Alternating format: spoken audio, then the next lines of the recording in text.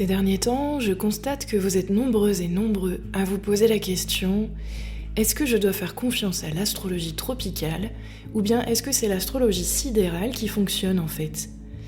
Il y aurait apparemment une tendance actuellement sur internet à décrédibiliser l'astrologie tropicale au profit de l'astrologie sidérale. La première chose que je peux vous dire par rapport à cette question, c'est de vous en remettre à votre flair, à votre intuition. Ne faites pas bêtement ni aveuglément confiance aux tendances, aux modes, aux influenceurs comme on les appelle. Eux non plus ne savent pas, personne ne sait. C'est toute la difficulté de cette pratique qu'est l'astrologie. Il n'existe pas de mode d'emploi qui nous indiquerait la bonne marche à suivre. Autrement dit, il n'existe pas de preuve qu'une méthode est plus vraie qu'une autre. La vérité est toujours subjective, elle est ailleurs. La deuxième chose que j'ai envie de vous dire, c'est qu'il me semble vain de vous encombrer d'un deuxième thème astrologique, alors que le premier prend déjà toute une vie à être intégré. J'observe en effet que beaucoup d'entre vous sont dans une soif de savoir, une quête insatiable de compréhension. Certains y passent des mois, des années, et n'en retirent finalement pas grand-chose d'autre qu'une accumulation de données. Puis ils passent à l'astrologie sidérale, qui les épate, comme l'a fait l'astrologie tropicale au départ, simplement parce qu'ils se trouvent devant un nouvel objet inconnu à explorer de nouveau de fond en comble.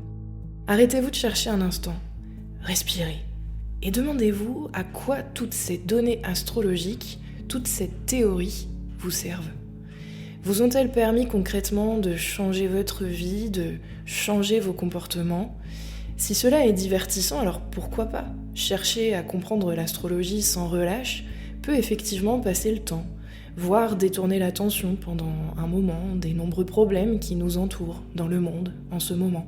En ce sens, cela peut être une passion, comme on dit, dans le sens d'un passe-temps, d'une activité. Mais au bout du compte, en avez-vous réellement retiré quelque chose et si oui, quoi ? Il est bon par moments de faire le bilan, de faire un constat de nos pérégrinations. Et parfois, on prend alors conscience que nous pensions avoir compris des choses, mais qu'en fin de compte, nous avons simplement accumulé des données et passé le temps. Attention alors peut-être à ne pas détourner votre attention de vos véritables enjeux existentiels. L'astrologie est parfois utilisée comme un voile de validation qui nous empêche momentanément de voir que nous faisons fausse route. La troisième chose que je vais dire, c'est que c'est à vous de donner à ces deux astrologies le sens que vous souhaitez. Certains semblent dire que l'astrologie tropicale sert notre incarnation, décrirait notre chemin de vie ou je ne sais quoi d'autre du genre. Et alors l'astrologie sidérale serait le reflet de notre âme, quoi que cela veuille dire. Mais peu importe, en réalité, mettez-y le sens qui vous convient, celui qui valide au mieux l'histoire que vous vous racontez, et n'empêchez pas autrui de se raconter sa propre histoire, avec peut-être une autre manière de se représenter ses outils. Je l'ai déjà répété de nombreuses fois sur cette chaîne, mon parti est différent. Je considère l'astrologie avant tout comme une toile projective. Donc peu importe le thème qui vous parle le plus, tropical ou sidéral, à partir du moment où votre psyché vient s'y projeter, alors on peut en dire quelque chose. Je travaille aujourd'hui essentiellement avec l'astrologie tropicale par sensibilité, mais si demain vous venez en consultation avec moi et préférez travailler avec l'astrologie sidérale, eh bien je le ferai, car cela ne changera rien à ma manière de vous écouter et d'essayer de comprendre l'humain qui se présente à moi. Alors oui, bien sûr, il y a autre chose dans l'astrologie, un petit quelque chose qui nous dépasse, ce petit truc magique qui semble décrire parfaitement notre existence ou notre personnalité. Mais ce que je crois fondamentalement, c'est que cela ne dépend aucunement de l'outil que l'on utilise, mais de notre écoute hyper attentive, de notre état de présence consciente. L'univers, Dieu, la source, quoi que ce soit le nom que vous lui donnez, communique avec nous par divers canaux.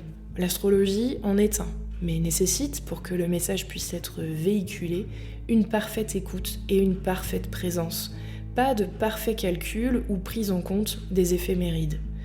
L'astrologie se veut alors un prétexte à l'étude de soi, mais aussi à la rencontre et à l'échange. C'est un langage, je l'ai déjà dit, qui permet de parler de ce qui n'est pas visible, mais qui est pourtant bien constitutif de nos vies. Lorsque l'on pratique la lecture de thèmes, le meilleur moyen d'en faire quelque chose qui serve, c'est déjà d'écouter l'autre. Je vais oser le dire, j'ai consulté plusieurs fois des astrologues professionnels, dont certains très connus et soi-disant très doués, le dernier en date étant Steve Judd, l'astrologue anglais. Et jamais aucun d'entre eux n'a vu juste me concernant. Jamais. Chaque fois, leur manière d'analyser mon thème tombait complètement à côté de mon expérience de vie. Ils me prêtaient des traits de caractère tout à fait opposés aux miens, m'imaginaient pratiquer des activités que je n'ai jamais pratiquées de ma vie et que je n'ai aucunement envie de pratiquer, avoir des comportements que je n'ai jamais eus, etc. On m'a même inventé un problème de santé une fois. Bon. Je suis toujours persuadée que cela est dû au fait qu'ils pensent lire quelque chose de l'ordre d'une vérité sur le thème astrologique, comme s'ils restituaient un savoir livresque appris je ne sais où, plutôt que d'écouter véritablement qui est l'autre en face, et ensuite d'aligner cette écoute au thème astrologique de cette personne. Car selon mon expérience, le thème astrologique ne se révèle qu'après avoir entendu son détenteur s'exprimer. Il existe en effet 1001 façons d'analyser et de comprendre un seul thème astrologique. C'est comme si le thème était vivant et qu'il ne prenait vie qu'à partir du moment où la personne à qui on l'associe se met à parler d'elle. D'ailleurs, pour être totalement honnête, je dis que ça ne m'est jamais arrivé, mais c'est faux, c'est arrivé une fois. Une astrologue pas connue, discrète et pour le coup très humble, a analysé mon thème sous un angle karmique et elle a fait mouche. D'ailleurs, Mireille, si vous passez par là, je vous embrasse bien fort. Mais contrairement aux autres, elle avait pris le temps de me poser quelques questions au préalable, notamment sur mes relations familiales, sur mes occupations centrales, et elle avait ainsi pu se faire une idée de la manière dont s'orchestrait mon thème. Franchement, c'est impossible sinon. Et c'est là que vous risquez de tomber dans le fameux biais de confirmation qui est tant reproché à l'astrologie par la science. Si l'on me donnait un thème comme ça, au hasard, sans y associer une personne, cela ne m'intéresserait absolument pas. J'y verrais de la géométrie, des mathématiques, mais absolument rien de vivant. Je n'en ferais rien. Au mieux, je pourrais m'imaginer un personnage. Mais franchement, il y aurait une chance sur des millions que le personnage que j'ai imaginé soit le réel détenteur de cette carte. C'est d'ailleurs pour ça que l'on observe des personnes naître au même moment, au même endroit, avoir exactement le même thème de naissance, les mêmes progressions secondaires, et pourtant avoir une personnalité, des vies et une sensibilité en tout point différentes. La vérité est ailleurs, elle n'est très certainement pas logée dans l'astrologie. Mais une chose est sûre, votre vérité propre est en vous, rien qu'en vous. Et d'ailleurs, peut-être qu'il n'y a personne de mieux placé que soi-même pour comprendre et déchiffrer un thème.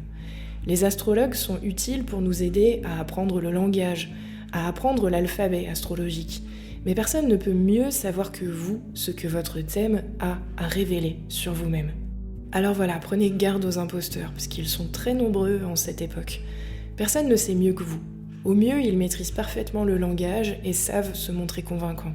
Comme toujours, remettez-en vous à votre propre discernement. Tropical ou sidéral, franchement dans le fond, on s'en fiche. Allez, bise et salut!